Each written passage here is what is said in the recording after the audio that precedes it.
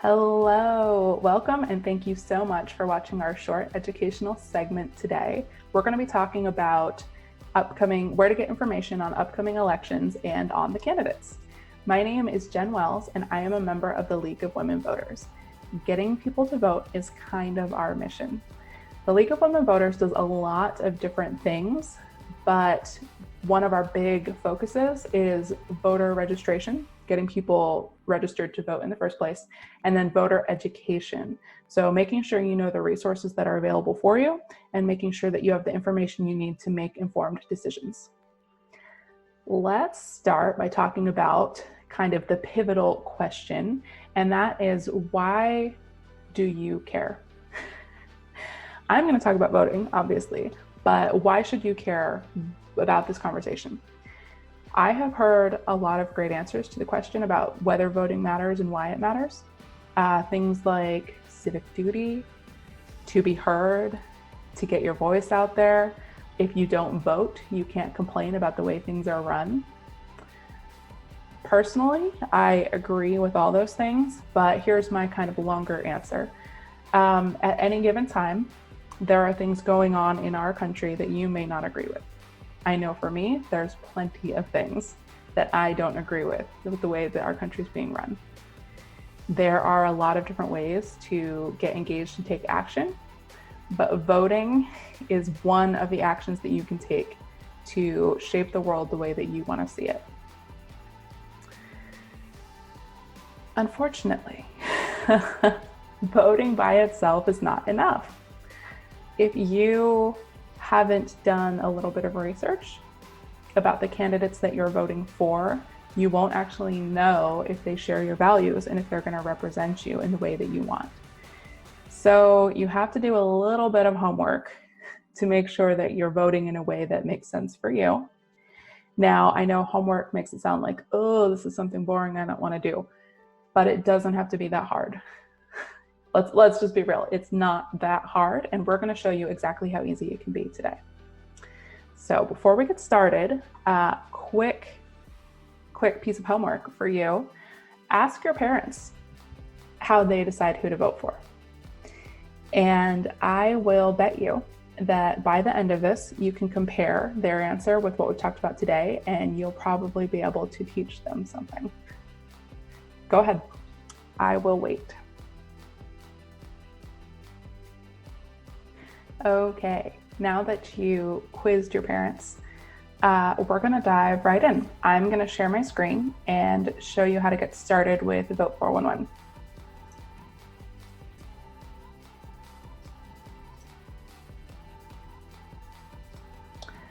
All right, first things first, go to your browser, type in vote411.org, and you are going to see this page, hopefully, if you didn't type it wrong. And the website has made it pretty easy to get started. They've got the three main things that people usually want to do when they come here, whether that's registering to vote, checking their status, or finding out which candidates are on their ballot, which is one of the things we're going to talk about. There's a place to put your information. If you want to go ahead and get started checking your ballot right away, you can start here. They have this map that I think is kind of cool. That will let you look at state-specific information. So if you have questions about the regulations for certain things in your state, whether that's, if you need an ID, how they're going to handle absentee balloting or absentee ballots this year, things like that. And then down here is where we're actually going to start with this first-time voter checklist. So I will click that.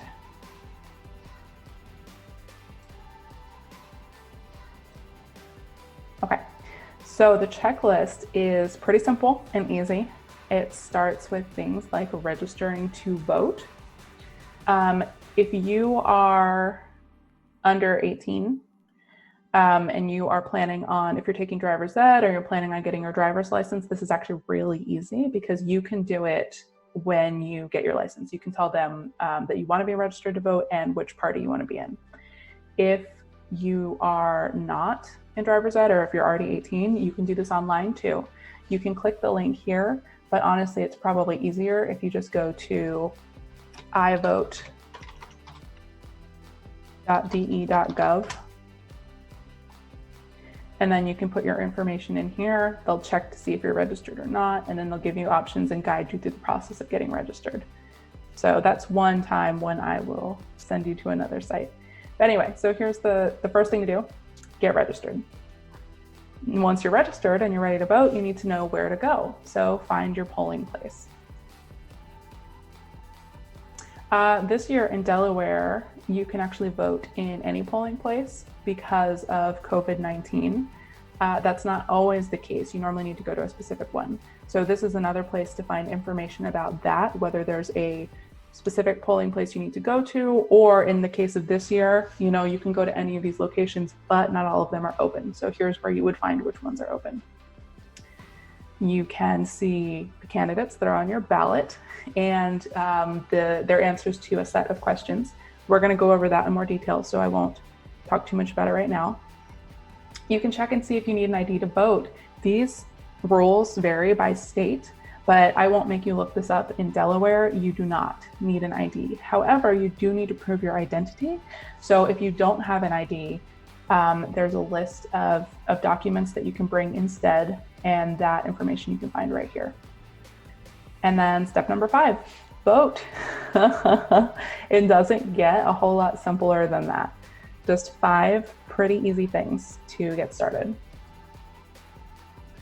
The next thing that I wanted to show you is that map that we saw on the first page. You can also get to it here. You can select your state and that'll bring up the state specific information, but we'll go use the map because I think it's pretty cool. All right, so Delaware is over here because it's tiny. Okay, so front and center information about absentee ballots in Delaware. This is, the breaking information for this year, but if you're voting sometime in the future, this probably won't be here. Hopefully, fingers crossed. Then the next section talks about your upcoming elections and the important dates. There's information about registration deadlines and the dates that ballots have to be in. So a lot of the key information right here in the top. Here's some of the quick links that you saw on the homepage for registering, finding your polling place, and so on.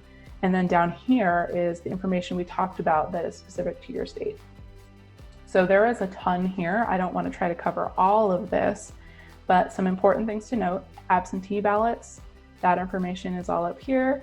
And then they show links for where you can go to the government sites to get more. And that's one of the benefits of this site, is that it's all in one place, because you're going to have to get you're going to have to make requests and register externally. But instead of having to find 5 different websites to do all the things you want to do, you come here and they'll tell you where to go. So it really simplifies things for you.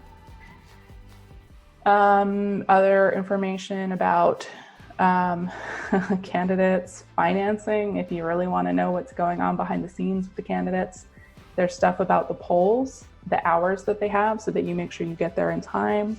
The locator, we kind of talked about that already, and registration deadlines, although that's also, up here. Okay, so the next thing that I want to have you think about, if you are 18, I hope you will follow along with me, come here, and then go ahead and get registered to vote. If you're not 18 yet, then just think about it, make a plan. How are you going to get registered? Are you going to do it at the DMV? Are you not going to get your driver's license? In which case, maybe you'll need to go online when you turn 18, maybe set yourself a calendar reminder. Are you going to register as a particular party, or are you going to register independent? And you don't have to choose a party if you're not ready to, but if you want to start researching now and thinking about what your values are, and if you want to be able to vote in the primaries for either the Democratic Party or the Republican Party, then that might be something to think about now. Which primaries do you want to be able to vote in, and maybe register for that party? That was a lot of information, but hopefully you're not feeling overwhelmed yet, because we are getting to the best part, and that is finding out who the candidates are and what they care about, and deciding who to vote for. So I'm going to share my screen again and show you how to get that information. Okay, so just like before, vote411.org, or if you still have it up, you can just click this logo to go to the homepage. We're going to fill in our address here, but there are probably like 5 different places to do this throughout the site. I am actually going to put in a fake address. Not that I don't trust you guys, but we have a special demo election that I want to show you.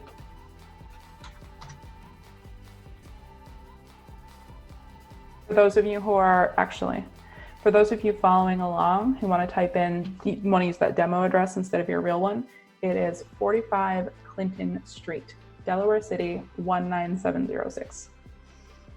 Oh, and it's right here on the screen too. So just type in that address if you want to follow along with what I'm doing and you don't want to use your real address. Okay, so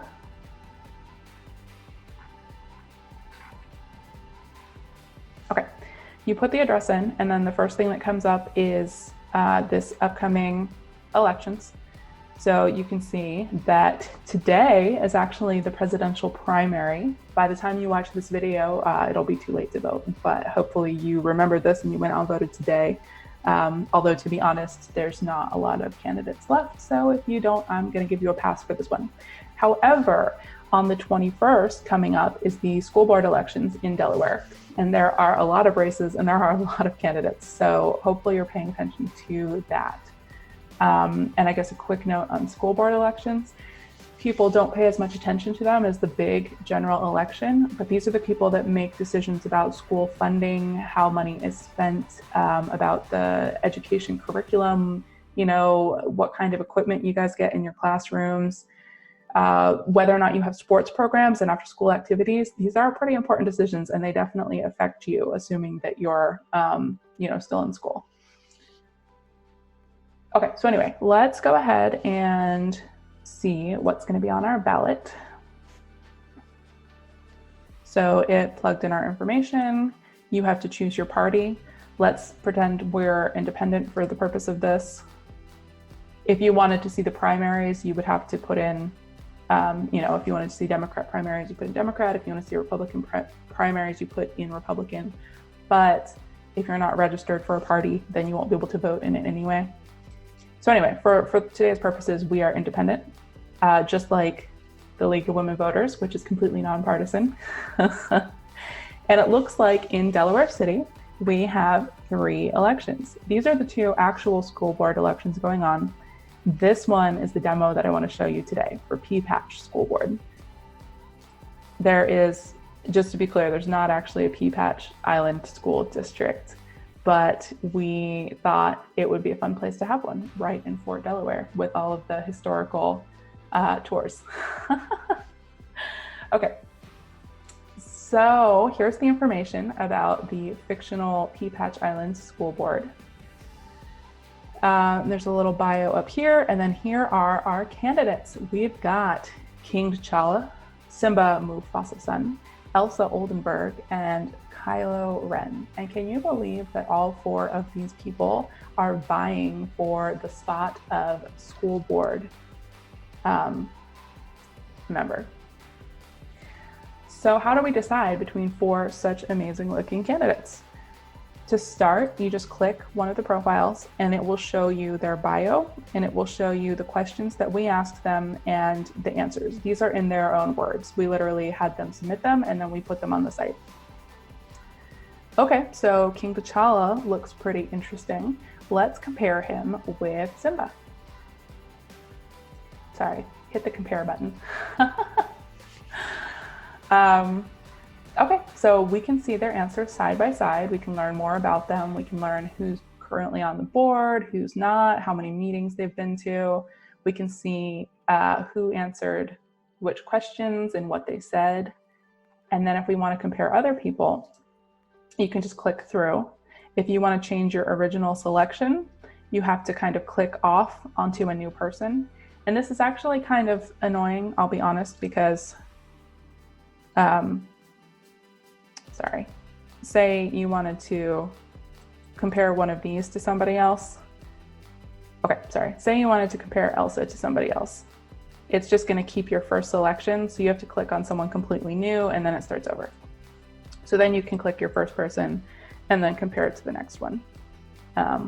But it's not that hard. It's just confusing if you're clicking around. There's instructions up here, and I'll be honest, that's how I learned to use this about 15 minutes before this video. So I promise you can do it. Okay, so that's the information about our candidates. And I actually have another assignment for you. So go to go.lwvncc, that stands for League of Women Voters of Newcastle County, .org. It's not just random letters, /VOTE411. This is the official election. Obviously, normally you would go to a polling place, you would use a voting machine, and it would be very secure. But for this mock election, we're going to do it through Google, and we're going to collect answers, and we're going to let people know who won for the school board election. The other great thing about this form is, okay, you don't want to watch this video again, the instructions are right here. So this will walk you through what I just did. VOTE411, here's the fake address to put in to read about the candidates. It walks you through how to get there in case you've forgotten what the election's called, what to do. And then down here, you click next. This is where you're going to actually vote. I don't want to influence you, so I'm not going to select anyone at all. And then on this page, what I want you to do is go ahead and read through the pros and cons of the candidates, because just like real life, people don't always say exactly what they mean. And it's not enough to just hear the answer, read the answer, and then say, oh, this person's amazing. Sometimes you need to think a little critically about what they really mean or what they're not saying. What are they saying without words? So we kind of did that work for you so you can look and see if you still like the choice that you made after you read a little bit more about the pros and cons. And then once you read through that, or if you decide to skip it, go ahead and hit submit. And then you can see previous responses, and it will show you how your candidate's doing. This is actually going to be open for 2 more weeks. We're not shutting this down until the day before the school board elections, which is July 20th, 2020. So there are a full 2 more weeks at the time of recording this for people to vote and to completely change the breakup of who's winning or who's not. If you want to see the end results, if you want to know who won this election, feel free to follow us online. We are at LWVDE, and you can find us on Facebook, Instagram, and Twitter. So go ahead and follow along with the mock election there, cheer on your preferred candidate, and make sure you try out this exercise and see what voting is like, especially if you're under 18 and you haven't had a chance to vote in real life yet.